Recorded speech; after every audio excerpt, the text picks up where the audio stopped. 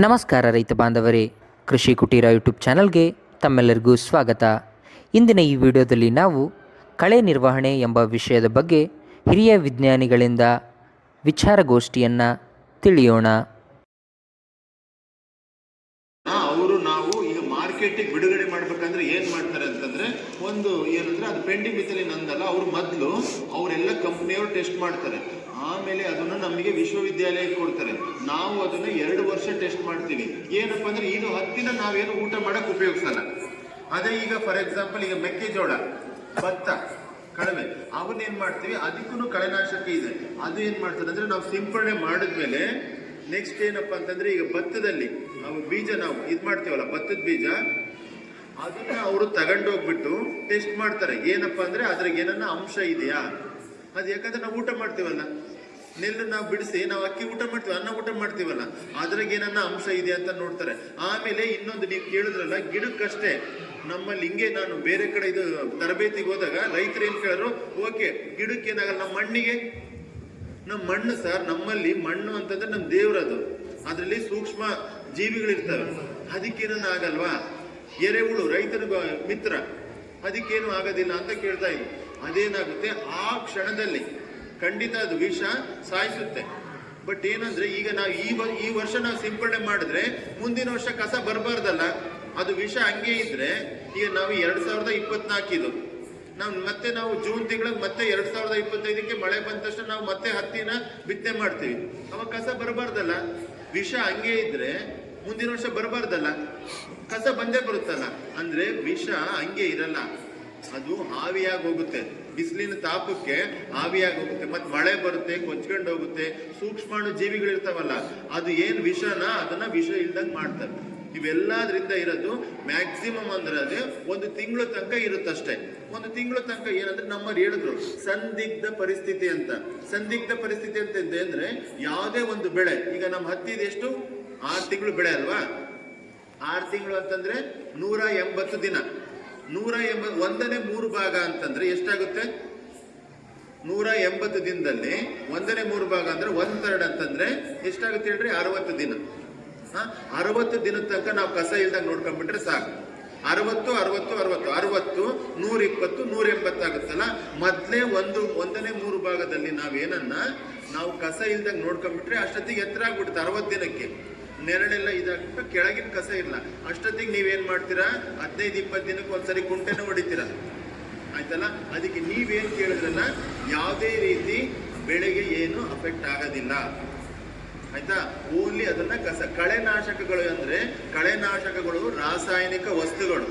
ನಾವು ಏನನ್ನ ಬೆಳೆಯಲ್ಲಿ ಸಿಂಪರಣೆ ಮಾಡಿದಾಗ ಅವು ಕಳೆಗಳನ್ನು ಮಾತ್ರ ನಾಶ ಮಾಡುತ್ತೆ, ಯಾವುದೇ ರೀತಿ ಬೆಳೆಗಳನ್ನು ನಾಶ ಮಾಡೋದಿಲ್ಲ. ಬೇರೆ ಕಳೆನಾಶಕಗಳು ಇದಾವೆ, ಅವನು ಕಸನೂ ನೋಡಲ್ಲ, ಬೆಳೆನೂ ನೋಡಲ್ಲ, ಅವನು ನಾಶ ಮಾಡ್ತವೆ, ಅವು ಬೇರೆ. ಅದು ಪ್ಯಾರಾಕ್ವಾಟು, ಗ್ಲೈಫೋಸೇಟ್ ಅಂತ ಇದೆ, ಅವು ನಾವಿಲ್ಲಿ ಶಿಫಾರಸ್ ಮಾಡ್ತಿಲ್ಲ. ಅದು ಬರೀ ನಾವು ನೆಲ ಇದ್ದಾಗ ಅಲ್ಲಿ ಕಸ ಕಂಟ್ರೋಲ್ ಮಾಡ್ಬೇಕಂದ್ರೆ ಅದಕ್ಕೆ ಪ್ಯಾರಾಕ್ವಾಟ್, ಗ್ಲೈಫೋಸೇಟ್ ಅಂತೀವಿ. ಈಗ ನಾವು ಹತ್ತಿಯಲ್ಲಿ ಮಾತಾಡ್ತಿದೀವಲ್ಲ, ಹತ್ತಿಯಲ್ಲಿ ಬಿತ್ತಿದ ದಿನ, ಬಿತ್ತಿದ ಮರುದಿನ ಉದಯ ಪೂರ್ವ ಕಳೆನಾಶಕ ಅಂತೀವಿ. ನಮ್ಮಲ್ಲಿ ಹೇಳಿದ್ರಲ್ಲ ಪ್ರೀ ಎಮರ್ಜೆನ್ಸ್. ಸೊ ಅವಾಗ ನಾವೇನ್ ಮಾಡ್ತೀವಿ, ಬಿತ್ತಿದ ದಿನ, ಬಿತ್ತಿದ ಮರುದಿನ ನಾವು ಸಿಂಪಡಣೆ ಮಾಡೋದಕ್ಕೆ ಅದು ಉದಯ ಪೂರ್ವ ಕಳೆನಾಶಕ, ಅದು ಪೆಂಡಿಮಿಥಿಲಿನ್. ಈಗ ಪೋಸ್ಟ್ ಎಮರ್ಜೆನ್ಸಿ ಅಂದಿವಲ್ಲ, ಉದಯೋತ್ತರ ಅಂದ್ರೆ ಬೆಳೆ ಆಲ್ರೆಡಿ ಬಂದಿರುತ್ತೆ. ಅವಾಗ ಯಾವ್ದಪ್ಪ ಮಾಡ್ಬೇಕಂತಂದ್ರೆ, ಈಗ ಯಾವ್ದಂದ್ರೆ ಕ್ವಿಜಲೋಫಾಪ್ ಅಂತ ಹೇಳೋದ್ನಲ್ಲ, ಅದು ಟರ್ಗಾ ಸೂಪರ್ ಅಂತ ಮಾರ್ಕೆಟ್ ಸಿಗುತ್ತೆ. ಅದು ಮಾಡೋದ್ರಿಂದ ಏನಾಗುತ್ತೆ, ಹುಲ್ಲಿನ ಕಸ ಎಲ್ಲಿ ಜಾಸ್ತಿ ಇರುತ್ತಲ್ಲ, ಹುಲ್ಲಿನ ಅವು ಸಾಯ್ತವೆ. ಇನ್ನೊಂದೇನಪ್ಪ ಅಂತಂದ್ರೆ ಪೈರಿಥಿಯೋ ಬ್ಯಾಗ್ ಸೋಡಿಯಂ ಅಂತ ಇದೆ, ನಾನೆಲ್ಲ ಬರ್ಕೊಡ್ತೀನಿ ನಮ್ಮ ಹುಡುಗರಿಗೆ. ಈಗ ಆಲ್ರೆಡಿ ಎಲ್ಲ ಹತ್ತಿ ಅಲೆ ಬಿಡಿಸ್ತಾ ಇದ್ರ, ನೆಕ್ಸ್ಟ್ ಸೀಸನ್ನಿಗೆ ಇದಾಗುತ್ತೆ. ಅದಕ್ಕೇನಂದ್ರೆ ಪೈರಿಥಿಯೋ ಬ್ಯಾಗ್ ಸೋಡಿಯಂ ಅಂದ್ರೆ ಹಿಟ್ ವೀಡ್ ಅಂತ ಸಿಗುತ್ತೆ ಮಾರ್ಕೆಟ್ ಆಗಿ. ಅದನ್ನ 1 ಎಕರೆಗೆ 300 ml ಅಥವಾ 1 ಲೀಟರ್ ನೀರಿಗೆ 1.5 ml 1 ಲೀಟರ್ಗೆ ಹಾಕೊಂಡು ಸಿಂಪಡಣೆ ಮಾಡಿದ್ರೆ ಅಗಲ ಎಲೆ ಇರ್ತಾವಲ್ಲ, ಈಗ ನಮ್ಮ ಹುಡುಗರು ತೋರಿಸಿದ್ರು, ಇಲ್ಲೆಲ್ಲ ಸುತ್ತಾಡಿ ಇಲ್ಲಿ ಆಡು ಭಾಷೆಯಲ್ಲಿ ಏನಿದ್ರಲ್ಲ ಅದನ್ನೇ ಕಲೆಕ್ಟ್ ಮಾಡ್ಕೊಂಡಿದ್ದಾರೆ, ಅವನ್ನು ಸಾಯಿಸುತ್ತೆ. ಯಾವುದೇ ರೀತಿ ಬೆಳೆಗೆ ಅಫೆಕ್ಟ್ ಮಾಡಲ್ಲ. ಯಾಕೆ ಅಂತಂದ್ರೆ, ಹಂಗೇನನ್ನ ಆದ್ರೆ ಸುಮ್ಮನೆ ಬಿಡ್ತಾರ ರೈತರು, ಕಂಪನಿಯವರಿಗೆ ಓಡಿಸ್ಕೊಂಡು ಹೊಡಿತಾರ. ಹಂಗಾಗಿ ಯಾವುದೇ ರೀತಿ ಬೆಳೆಗೆ ಏನು ಅಫೆಕ್ಟ್ ಆಗೋದಿಲ್ಲ. ಅದಕ್ಕೆ ಕಳೆನಾಶಕಗಳು. ಯಾಕೆ ಸರ್ ನೀವು ಈಗ ಆಲ್ರೆಡಿ ನಾವು ಎಲ್ಲ ವಿಷ ತಿಂತಾನೆ ಇದೀವಿ, ಕಳೆನಾಶಕಗಳು ಯಾಕೆ ಹೇಳ್ತೀರಾ ಸರ್ ನೀವು? ನಮಗೆ ಕಳೆನಾಶಕಗಳು ಬೇಡ. ನಮ್ಮ ಭೂಮಿ ತಾಯಿದ್ರು ಯಾವುದೇ ರೀತಿ ನಾವು ಕಳೆನಾಶಕ ಹಾಕೋದಿಲ್ಲ, ರಾಸಾಯನಿಕ ವಸ್ತುಗಳು ಹಾಕೋದಿಲ್ಲ.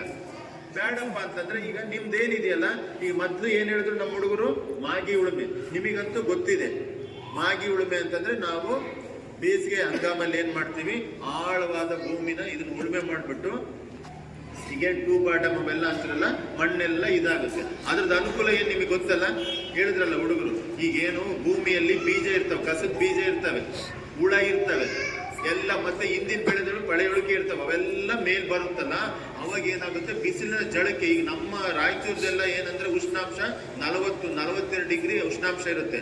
ಅವಕ್ಕೆಲ್ಲವೂ ಕೊಳ್ತೋಗ್ಬಿಡ್ತು ಅಂದ್ರೆ ಎಲ್ಲ ಅದ್ರದ್ದೇನು ಇದು ಮೊಳಕೆ ಹೊಡೆಯೋದು ಎಲ್ಲ ಕಡಿಮೆ ಆಗ್ಬಿಡುತ್ತೆ. ಆಮೇಲೆ ಹುಳ ಉಪ್ಪೆ ಎಲ್ಲ ಇರುತ್ತೆ. ನಮಗೆ ಏನನ್ನ ಈ ವರ್ಷ ನೋಡ್ರಿ, ಮೇ ತಿಂಗಳಿಗೆ ಮಳೆ ಬಂತು ಅಲ್ವಾ, ಅವಾಗ ಏನಿರುತ್ತೆ, ಆ ಮಳೆ ಬಂದಿದ್ದು ಅಲ್ಲೇ ಹಿಂಗುತ್ತೆ. ಯಾಕಂದ್ರೆ ನಾವು ಉಳುಮೆ ಮಾಡಿದ್ವಲ್ಲ, ನೀರ್ ಹಿಂಗುತ್ತೆ. ಆಮೇಲೆ ಆ ಎಳ್ಳೆಗಳೆಲ್ಲ ಒಡ್ಕೊಂಡ್ಬಿಡುತ್ತೆ.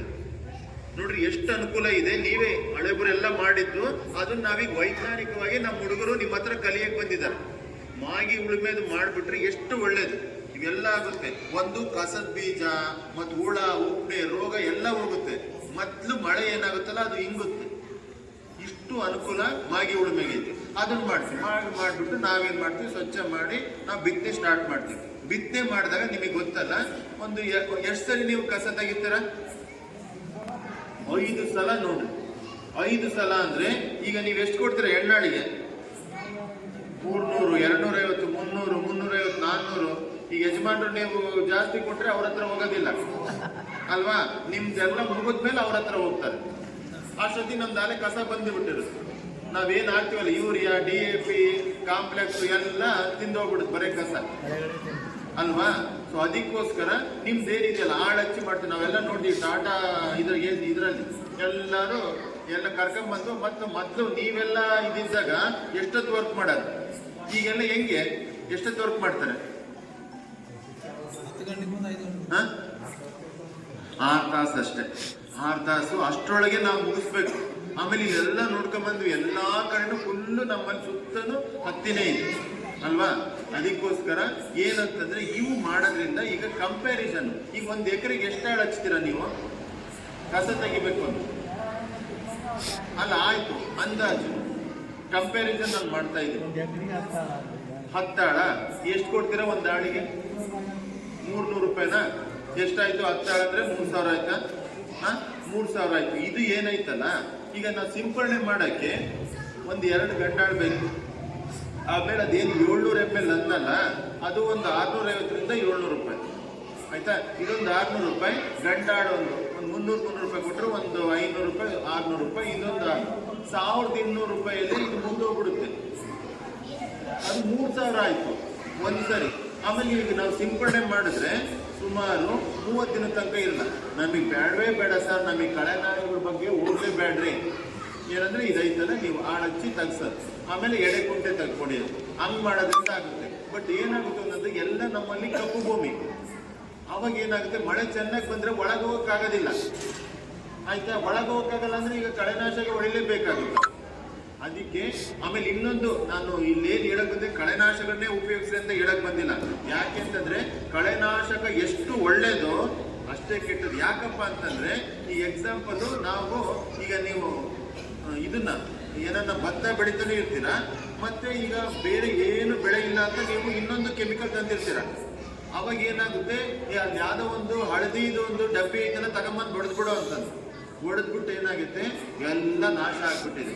ನೆಕ್ಸ್ಟ್ ಬಂದ್ಬಿಟ್ಟು ಕೇಳ್ತಾರೆ, ಸರ್ ನಮ್ಮಲ್ಲಿ ಹಿಂಗ ಆಗ್ಬಿಟ್ಟಿದೆ, ಏನ್ ಮಾಡ್ಬೇಕು ಅಂತ. ಹಿಂಗೆ ನಮ್ಮ ಒಂದ್ಸರಿ ಹೋದಾಗ ಅವ್ರು ಛತ್ರಬಂಡ ಅಲ್ಲೆಲ್ಲ ಹಂಗ್ ಮಾಡ್ಬಿಟ್ಟಿದ್ರು. ಹಂಗಾಗುತ್ತೆ. ಅದಕ್ಕೆ ನಿಮಗೆ ಅದರ ಬಗ್ಗೆ ಅರಿವಿದ್ರೆ ಮಾತ್ರ ಕಳೆನಾಶಕ ಉಪಯೋಗಿಸ್ರಿ, ಇಲ್ಲ ತಜ್ಞರಿಂದ ಅಥವಾ ಅಂಗಡಿ ಶಾಪರಿಂದ ಕೇಳ್ರಿ. ಇನ್ನೊಂದೇನಾಯ್ತು ಅಂತಂದ್ರೆ, ಈಗ ಇದು ತಗಂತಾರಲ್ಲ, ಲೀಸ್ ಆ ಕಡೆ ಎಲ್ಲ ಭತ್ತ ಬೆಳೆಯೋದು ಅಲ್ಲೆಲ್ಲ, ಅಲ್ಲಿ ಸೂರ್ಯಪಾನ ಹಾಕಿದ್ರು.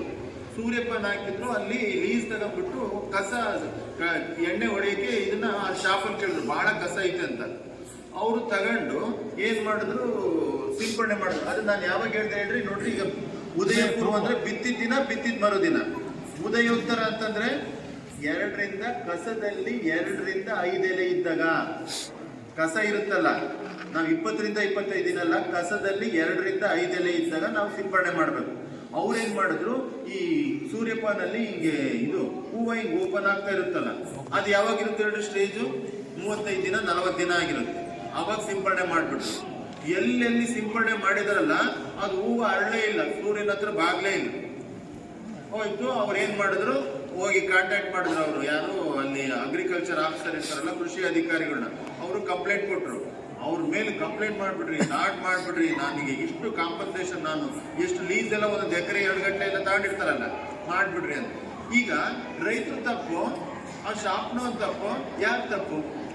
ಅದಕ್ಕೆ ಯಾವ ಸಮಯದಲ್ಲಿ ಹೊಡಿಬೇಕು ಅಂತ ನಿಮಗೆ ಬಹಳ ಇದು ಗೊತ್ತಿರ್ಬೇಕು, ಅದ್ರ ಬಗ್ಗೆ ಅನುಭವ ಇದ್ರೆ ಮಾತ್ರ. ಈಗ ನಾನು ಕಸ ಬಂದೈತಪ್ಪ ಅವಾಗ ಸಿಂಪಡಣೆ ಮಾಡ್ಬಿಟ್ರೆ ಅಲ್ಲ. ನಾನು ಹೇಳಿದ್ದಲ್ಲ, ಬಿತ್ತಿದ ದಿನ ಬಿತ್ತಿದ ಮರುದಿನ. ಆಮೇಲೆ ಮುಂದೆ ಕಸ ಬರಬಾರ್ದಂತ ಜಾಸ್ತಿ ಎಣ್ಣೆನೂ ಹೊಡೆಯಂಗಿಲ್ಲ. ಈಗ ದ್ವಾಮೆ ಗೀಮೆ ಎಲ್ಲ ಹುಳಾಗಿ ಬರ್ತಾವಂತ ಜಾಸ್ತಿ ಹೊಡಿದ್ರಲ್ಲ, ಅದು ಕಳೆನಾಶಕದಂಗಿಲ್ಲ. 1 ml ಅಂದ್ರೆ 1 ml, 2 ml ಅಂದ್ರೆ 2 ml. ಆಮೇಲೆ ಯಾವಾಗ ಹೇಳಿರ್ತೀವಲ್ಲ 2 ರಿಂದ 5 ಎಲೆ ಅಂದ್ರೆ 2 ರಿಂದ 5 ಎಲೆನಲ್ಲೇ ಹೊಡಿಬೇಕು. ಜಾಸ್ತಿ ಸಿಂಪಡಣೆ ಮಾಡಿ ಆಮೇಲೆ ಹೊಡೆದ್ರೆ, ಈಗ 30 ದಿನ 40 ದಿನ ಆದ್ರೆ ಅವು ಆಲ್ರೆಡಿ ಈ ಏನು ಇದ್ರ ಕಸದಲ್ಲಿ ಈ ಏನು ನಾರಿನಾಂಶ ಜಾಸ್ತಿ ಆಗಿರುತ್ತಲ್ಲ, ಅಷ್ಟು ಅಂಶಕ್ಕೆ ಹೋಗೋದಿಲ್ಲ. ಅವಾಗ ಏನ್ ಸರ್ ನಿಮ್ಮ ಎಣ್ಣೆ ಎಫೆಕ್ಟ್ ಇಲ್ಲ ಅಂತಂತ ಅವ್ರು ಶಾಪಿಗೆ ಹೇಳ್ತಾರೆ. ಅದಕ್ಕೆ ಸರಿಯಾದ ಸಮಯ, ಸರಿಯಾದ ಪ್ರಮಾಣ, ಆಮೇಲೆ 2 ಇದ್ದಾಗ ಮಾತ್ರ ಅದು ಕಂಟ್ರೋಲ್ ಆಗುತ್ತೆ. ಸೊ ಇದು ಏನು ನಾನು ಮಾಗಿ ಉಳುಮೆ ಹೇಳಿದೆ, ಆಮೇಲೆ ನಮ್ದು ಕಳೆನಾಶಕಗಳು ಹೇಳಿದೆ. ಮತ್ತೆ ಇನ್ಯಾವ ಪದ್ಧತಿ, ನೀವು ಆಳಚ್ಚಿ ಉಪಯೋಗಿಸ್ತೀರ, ಆಳ್ನ ಅದನ್ನ ಕೈ ಕಡೆ ತೆಗಿತೀರ. ಆಮೇಲೆ ನಾವು ಎಡೆಕುಂಟೆ ಹೊಡಿತೀವಿ, ಎಡೆಕುಂಟೆ ಹೊಡೆದು ಆಮೇಲೆ ಇನ್ನೊಂದೇನಪ್ಪ ಅಂತಂದ್ರೆ ನೀರು ಮತ್ತೆ ಗೊಬ್ಬರದ ನಿರ್ವಹಣೆ. ನೀರು ಮತ್ತು ಗೊಬ್ಬರ ನಿರ್ವಹಣೆ ಏನಂದ್ರೆ, ನಾವು ಯೂಶಲಿ ಎರಚ್ತೀವಲ್ಲ, ಎರಚಬಾರ್ದು, ಸಾಲಲ್ಲಿ ಹಾಕಂತ ಹೋಗ್ಬೇಕು. ಎರಚಿದ್ರೆ ಏನಾಗುತ್ತೆ ಹೇಳ್ರಿ, ಭೂಮಿಗೆಲ್ಲ ಈಗ ಈ ಭತ್ತದ ಗದ್ದೆಯಲ್ಲಿ ಎರಚ್ತೀವಲ್ಲ ನಾವು ಯೂರಿಯಾ, ಹಂಗೆ ಎರಚಿ ನಾವು ಇದ್ರಲ್ಲೂ ನಾವು ಸಾಲಲ್ಲಿ ಹಾಕೋ ಬದಲು ಎಲ್ಲ ಎರಚಿಬಿಟ್ರೆ ಏನಾಗ್ತೀವಿ ಹೇಳ್ರಿ, ಯೂರಿಯಾ ತರ್ತೀವಲ್ಲಪ್ಪ. ಈಗ ನಾವು 30 ದಿನಕ್ಕೆ ನಾವು ಇದನ್ನ ಹಾಕ್ಬಿಟ್ರೆ ಏನಾಗುತ್ತೆ, ಎರಚಿದ್ರೆ ನಾವು ಗಿಡಗಳಿಗೆ ಮಾತ್ರ ಸಿಗಲ್ಲ, ಆ ಕಡೆ ಈ ಕಡೆ ಎಲ್ಲ ಕಳೆಗಳು ಸಿಕ್ಬಿಡುತ್ತೆ. ಅದಕ್ಕೆ ನಾವು ಸಾಲಲ್ಲಿ ಹಾಕ್ಬೇಕು. ಸಾಲಲ್ಲಿ ಹಾಕಿದ್ರೆ ಗಿಡಗಳಿಗೆ ಮಾತ್ರ ಸಿಗುತ್ತೆ. ಇದು ಗೊಬ್ಬರದ ನಿರ್ವಹಣೆ. ಹಂಗ್ ಮಾಡೋದ್ರಿಂದ ಏನಾಗುತ್ತೆ, ಕಳೆ ಕಡಿಮೆ ಇದಾಗುತ್ತೆ. ಅದಕ್ಕೆ ನಾವೇನ್ ಪೋಷಕಾಂಶಗಳು ಹೇಳ್ತೀವಲ್ಲ ಅದಕ್ಕೆ ಮಾತ್ರ ಸಿಗುತ್ತೆ.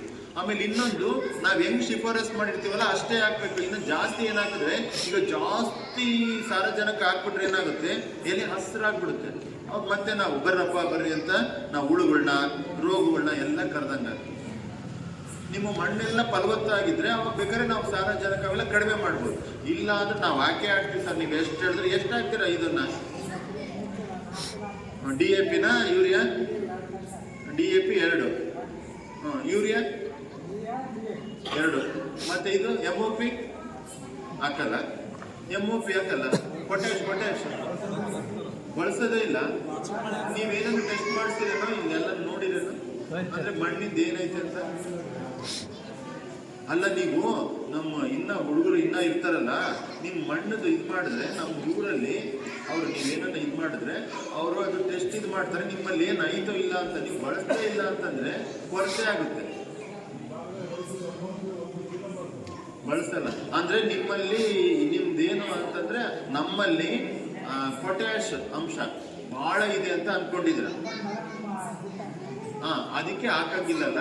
ಅದಕ್ಕೆ ಯಾರನ್ನ ಒಬ್ರು ಅದನ್ನ ಮಾಡಿಸ್ರಿ, ಅವಾಗ ಗೊತ್ತಾಗುತ್ತೆ ನಮ್ಮ ಮಣ್ಣಿನಲ್ಲಿ ಕೊರತೆ ಐತೋ ಇಲ್ಲೋ ಅಂತ. ಅವಾಗ ಇದಾಗುತ್ತೆ. ಇಲ್ಲ ಅಂತಂದ್ರೆ ನಿಮಗೆ ಗೊತ್ತು, ಅದೇನಂದ್ರೆ ಮುಖ್ಯವಾಗಿ ರೋಗ ಮತ್ತೆ ಕೀಟನೆಲ್ಲ ತಡೆಗಟ್ಟಿಸ್ತದೆ. ಅದಕ್ಕೆ ಶಕ್ತಿ ಹೆಂಗೆ ನಮಗೆ ಇದಿರುತ್ತೆ, ಆ ಥರ ಇದಿರುತ್ತೆ ಪೊಟ್ಯಾಶ್ ಇದು ಬಳಸ್ತದೆ. ಸೊ ಅದಕ್ಕೋಸ್ಕರ ಮಣ್ಣಿನ ಪರೀಕ್ಷೆ ಬಹಳ ಮುಖ್ಯ ಮಾಡಬೇಕು. ಈಗ ಆಯ್ತಲ್ಲ, ನೀರಿನ ನಿರ್ವಹಣೆ ಆಯ್ತು. ನೀರು ಅಷ್ಟೇನೆ, ನಾವು ಸುಮ್ಮನೆ ಎಲ್ಲ ನೀರು ನಿಲ್ಲಿಸ್ಬಿಟ್ರೆ ಏನಾಗುತ್ತೆ ಹೇಳ್ರಿ, ಬಹಳ ಹೊತ್ತು ನೀರು ನಿಲ್ಲಿಸಿದ್ರೆ ಮತ್ತೆ ಕೊಳೆಯೋದು ರೋಗ ಎಲ್ಲ ಸ್ಟಾರ್ಟ್ ಆಗುತ್ತೆ. ನೀರಿನ ನಿರ್ವಹಣೆ ಮತ್ತೆ ಗೊಬ್ಬರದ ನಿರ್ವಹಣೆ ಮಾಡಬೇಕು. ಸೊ ಹಂಗೆ ಮಾಡೋದ್ರಿಂದ ಏನಾಗುತ್ತೆ, ನಾವು ಕಳೆ ನಿರ್ವಹಣೆ ಮಾಡ್ಬೋದು. ಈಗ ಅದಕ್ಕೆ ನೀವು ನೋಡ್ರಿ, ನೀವು ಯಜಮಾನ್ರು ಹೇಳಿದ್ರೆ 5 ಸರಿ ಅಂತ. 5 ಸರಿ ಅಂತಂದ್ರೆ 5 3 15, 1 ಎಕರೆಗೆ 15,000 ಬರೀ ಕಸನಕ್ಕೆ ತೆಗೆಕಿಡ್ಬೇಕು. ಇನ್ನು ನಾವು ಎಣ್ಣೆ ಹೊಡಿಬೇಕು, ಗೊಬ್ಬರ ಹಾಕ್ಬೇಕು, ಮತ್ತೆ ಇವನ್ನ ಹತ್ತಿ ಬಿಡಿಸೋದು, ಅದೆಲ್ಲ ಖರ್ಚು ಇದಾಗುತ್ತೆ. ಸೊ ಇದು ಏನು, 1 ಎಕರೆಗೆ ಬರೀ ಕಸ ತೆಗೆಯಕ್ಕೆ ಕಾಸ್ಟ್ ಆಫ್ ಕಲ್ಟಿವೇಶನ್ 50,000 ಆಗುತ್ತೆ 1 ಎಕರೆಗೆ. ನೋಡ್ರಿ, ಈಗ ಇದನ್ನ ಖರ್ಚು ಕಡಿಮೆ ಮಾಡ್ಬೋದು. ಹೌದೌದು. ಈಗ ಎಷ್ಟಿದೆ? 7,000 ಒಳಗೆ. ಅದಕ್ಕೋಸ್ಕರ ನನ್ನಲ್ಲಿ ನಿಮ್ಮ ಕಳಕಳಿ ಮನವಿ ಏನಪ್ಪಾ ಅಂತಂತಂದ್ರೆ, ದಯವಿಟ್ಟು ಈಗ ನಿಮಗೆ ತಜ್ಞರಲ್ಲಿ ಗೊತ್ತಿದ್ದು ನಾನು ನಂಬರ್ ಕೊಟ್ಟು ಹೋಗ್ತೀನಿ, ನಿಮಗೆ ದಯವಿಟ್ಟು ಇದು ಮಾಡಿ ನೋಡ್ರಿ. ಈಗ ಒಂದೇ ಒಂದು ಎಕರೆಗೆ ನೋಡ್ರಿ. ಇಲ್ಲ ಸರ್ ಕಳೆನಾಶಕದ್ದೇನಿಲ್ಲ, ಬಹಳ ರೈತರು ಉಪಯೋಗಿಸ್ತಿದ್ದಾರೆ. ಸೊ ಹಂಗಾಗಿ ಮಾಡ್ಬೋದು. ಬಟ್ ನಿಮಗೆ ಗೊತ್ತಿಲ್ಲ ಅಂದ್ರೆ ದಯವಿಟ್ಟು ಉಪಯೋಗಿಸ್ಬೇಡ್ರಿ. ಯಾಕಂದ್ರೆ ನೀವೇ ಹೇಳಿದ್ರಲ್ಲ, ಅದು ಹೊಡೆದ್ಬಿಟ್ಟು ಲಾಸ್ ಆಗಿ ಹೋಗಿದೆ. ನಮ್ಮ ಹುಡುಗರೇ ಅದು ಯಾವುದೋ ಒಂದು ಇದೇ ತರ ನಮ್ಮ ಹುಡುಗರು ಇನ್ನೊಂದು ಊರಲ್ಲಿ ಇದ್ರು ಹಿಂದಿನ ಒಂದು 3-4 ವರ್ಷದ ಹಿಂದೆ.